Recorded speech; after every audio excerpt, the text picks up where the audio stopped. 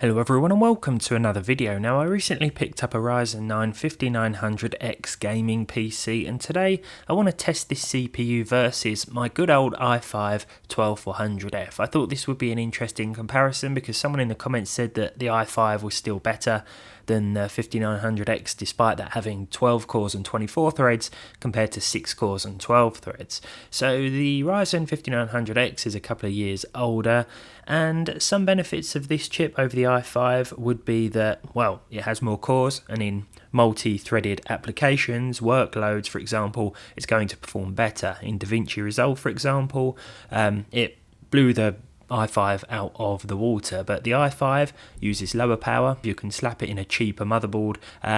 It's got better single core performance, plus you can either use DDR4 or DDR5 RAM. Now I've stuck with 3200 MHz DDR4 today for my comparison tests, 32 gigs of the stuff, and both CPUs were running at their stock speeds. The 5900X can also be overclocked as well, which is another benefit. Now I've paired these with an RTX 5070 Ti, one of the best GPUs in my possession currently, and we're testing at 1080p today to best showcase the CPU limitations and hopefully get a fairer comparison from these two.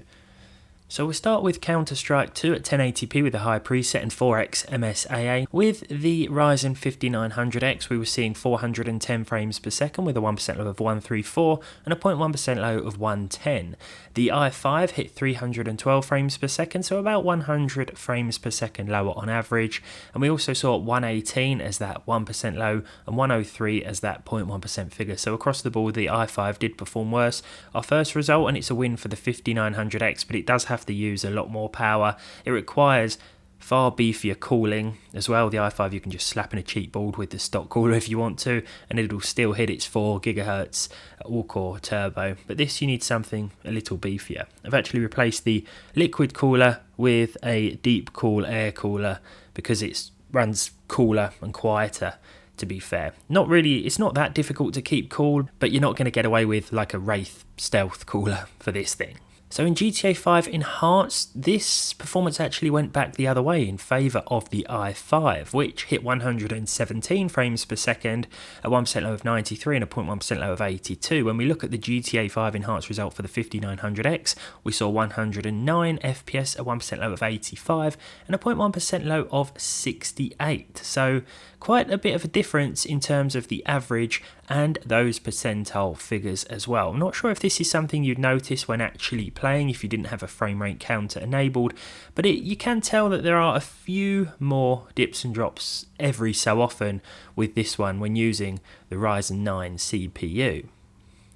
Next up we have Kingdom Come Deliverance, and this time the 5900X pulled ahead with 112 frames per second compared to the i5's 106, so about 6-7 frames per second in it on average here. The 1% low was also about 6 frames per second better with the 5900X 85 compared to 79. I've nearly had to change my underwear there. I've got a sunflower growing outside and it's really windy and it just hit my window. And I looked up and I thought there was someone looking in my window. Oh boy, that was terrifying. Anyway, back to the game. Where were we? Kingdom Come Deliverance, the 0.1% low, better again with the 5900X 73 compared to a very nice 69. When you're actually playing, it feels very similar on both CPUs, to be honest. It's also worth mentioning that the i5 supports PCIe 5.0 and the 5900X only supports PCIe 4.0, but I think the differences there are negligible. For Cyberpunk 2077, now this one surprised me because I was expecting a far better result from the 5900X because of the double core and thread count, but it is an older CPU and it does have worse single core performance than the i5, and that really benefited the i5 in this scenario. We saw 80 frames per second with the 12400F, a 1% low of 47 and a 0.1% low of 43, so a few little problems as you can see, especially as we approach the busier areas of Night City with more NPCs on screen, which of course are more CPU intensive, but all in all it remained fairly consistent a lot of the time. When we take a look at the 5900X, that scored slightly lower with 76 6 frames per second on average, and we also saw worse percentile lows, 43 and 38, compared to the aforementioned 47 and 43. Still a playable result, don't get me wrong, but worth mentioning that it will be slightly less consistent with this higher core count CPU at 1080p, which I always test in CPU comparisons because it better highlights any performance differences. Next up we have Borderlands 4. This has been rather troublesome on a wide range of not only mine but other people's hardware too, it would seem, but there was a patch yesterday. I haven't noticed that it's fixed things or whether or not it's made any significant differences to performance, but we are still getting a few dips and drops here and there, and that is still true for the CPUs that I'm testing today. 71 FPS average for the i5, a 1% low of 37 and a 0.1% low of 24. With the 5900X, however, which surpasses the 8-core recommendation noted in the minimum requirements, well, this scored a better average, 76, so 6 frames, 6 or 7 frames high here. No, 5, 71, 2, 3, 4, 5, 6, yep, 5 frames more. Wow. As you can tell, I didn't do very well in mathematics at school, but let's move past that. So, in terms of the percentile lows, these were also improved with the 5900X, 47 compared to 37 with the i5, and 38 compared to 24. So, the extra cores and threads really do help out here in Borderlands 4. Certainly feels a lot more playable with this older Ryzen chip.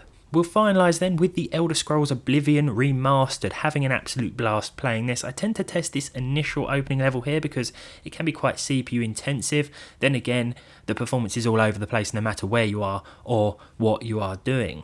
With the i5, we saw 86 frames per second on average, a 1% low of 37 and a 0.1% low of just 7, which does indicate a few pretty big stutters that I can definitely confirm. We certainly saw a few dips and drops in and around a lot of the parts on the map. With the 5900X, this pulled ahead with 91 frames per second, and the percentile lows were much improved. We're looking at 53 and 25, up from 37 and 7 with the i5. There will be some games where the i5 pulls ahead, those games that prefer better single core performance, but there are some games where just throwing more cores and threads at it will get you better performance as well. Despite the older architecture here, the 12-core, 24-thread 5900X, I'm going to say is probably the better bet in terms of pure performance. When you factor in workloads as well, like if you're rendering a video in DaVinci Resolve or you're editing, that's going to feel a lot better to use. The thing is though, it does use a lot more power, requires beefier cooling, and it doesn't support PCIe 5.0. It's also more expensive even on the used market, sometimes double the price depending on where you're buying from. So the i5 does sound a lot more tempting. There's a good upgrade path for both. I mean, AM4 still going strong. We seem to get a new processor appear every so often, and with Socket 1700 you could still upgrade from like an i5 to a 14700F, something like that, and you're going to have no problems in any of the latest games. But I hope you found this one interesting. This video stemmed from a comment that I saw in the comments section, where I hope you'll decide to leave a comment today. I love reading through all of them, and just thought I'd make it because my personal curiosity also got the better of me. After reading that, I thought, that is an interesting sounding comparison, and hopefully this helps any of you out there looking or trying to decide between these two chips, which may not be a realistic internal debate, an i5 or a Ryzen 9, but I hope you've enjoyed watching nonetheless. Thank you as always, and hopefully I'll see all of you in the next one.